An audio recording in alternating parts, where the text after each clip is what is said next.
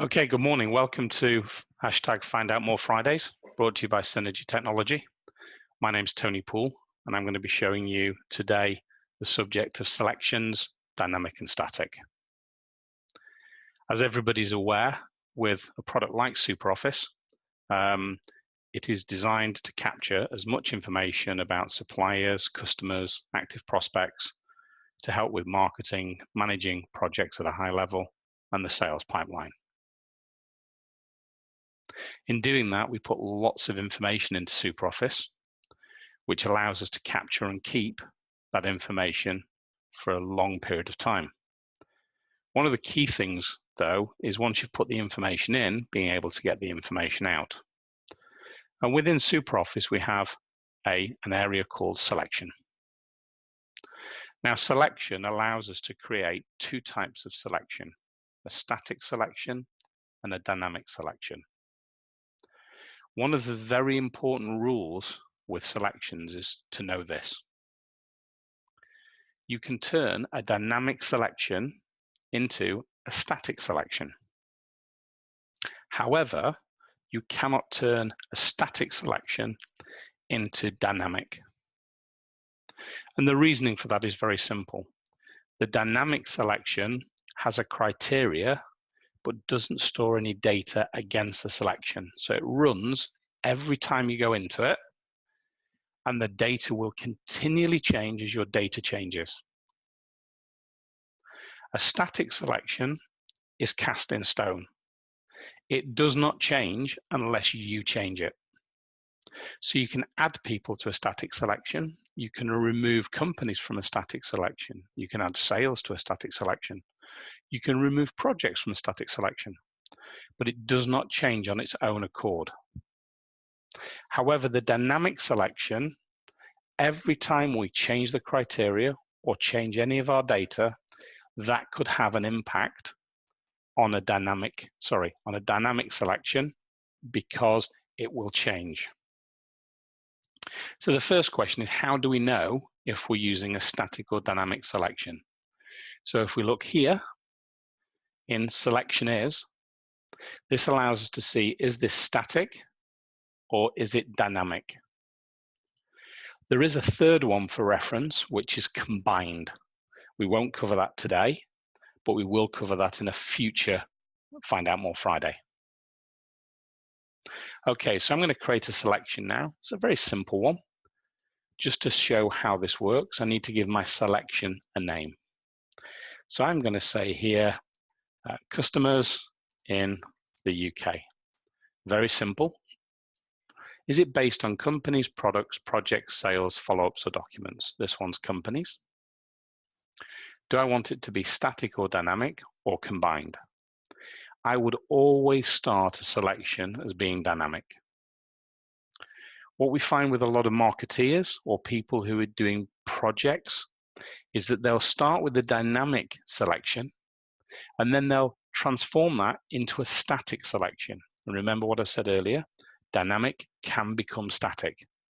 However, static cannot become dynamic.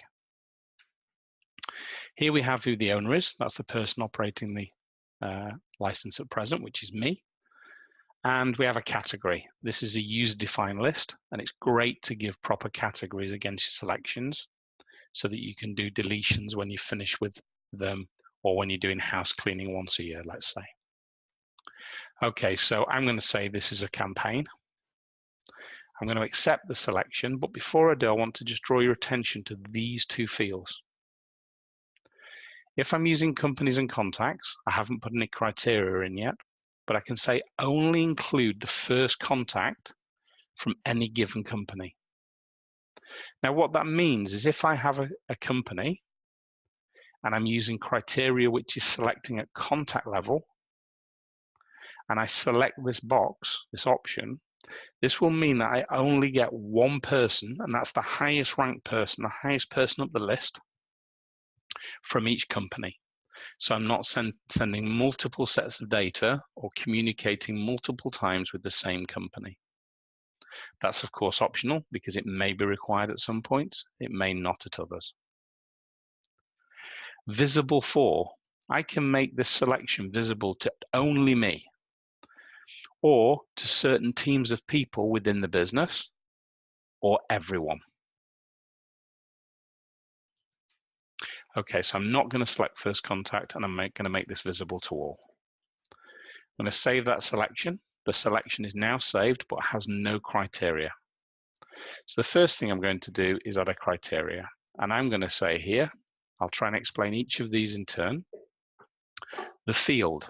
What field do I want to use to select the data? And I can select from companies, from my sales intelligence module, Saint of companies, contacts, Saint for contacts, documents, follow-ups, projects, Saint on projects, relationships, requests, and sales. On this particular one, I'm going at company level. And then I'm going to ask down here for the country. So I'm going to go down to my address, my postal address. I'm going to see here my country.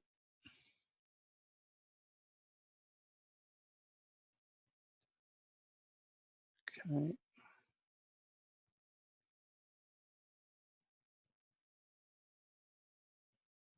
There we go, country. And I'm going to say this is one of, and I'm going to find the United Kingdom, which we go all the way down the list. It's great having these big lists, but when there's data you don't use, it can be somewhat inconvenient. I'm going to say country, and I'm going to do a simple refresh here. That is selected now that I have 28 companies in my test system who are based in the UK. Okay, so what I'm going to do next is I'm going to add in a county. So not only am I going to look for the UK, but I'm going to look for a county, and I'll explain why I'm showing you this in a moment. So I'm going to come back down to my postal address, go to county, and I'm going to say starts with Liverpool. I can now refresh my data, and I only get one of our customers who's based in the UK. Now, for people who've used the selection before, you'll also notice that I haven't actually selected the type of account. So I can add that as a criteria to make sure these are actually a customer. Because remember, my heading was customers in the UK. So here I'm going to go to category. I'm going to say customers. And notice every time I'm adding a criteria, the data is removed and I refresh it. So my criteria now, and I'll explain in a moment why I've done it in such a way, that they're based in the UK, they're in the Liverpool area, and they are customers. Now I'm using test data. The data here in a real scenario would be far more detailed. But what's worth explaining is we have 3 criteria here. Be aware that these criteria work in a method what's known as AND. It's Boolean logic. So we're saying here the country is the United Kingdom, and the county is Liverpool, and the category is customer. So as long as my data fulfills all 3 of those requirements, that data is selected. Okay, hope that makes sense. I'm going to remove the county now because I just wanted to show that to you. My data is refreshing again now. So now my criteria is country equals United Kingdom, category is customer. So I have 6 records here that I can now interact with to do a mailing to, an e-shot, send information, schedule follow-up calls, schedule some form of activity. But using the dynamic selection, it's allowed me to get that criteria right to select the right data. So what I want to do now is I want to make this selection static. So I simply press edit, go to selection is, move to static, and say save. Now it's not allowing me to add any more criteria. it's shown me the original criteria that I used to select the data, but now that data is static. If I want to add more data, it is a manual process of adding data to this static selection. This means if I'm doing a mail shot or an e-shot or sending some printed matter out. Another great example is if somebody has attended a show. It's static, it's not going to change.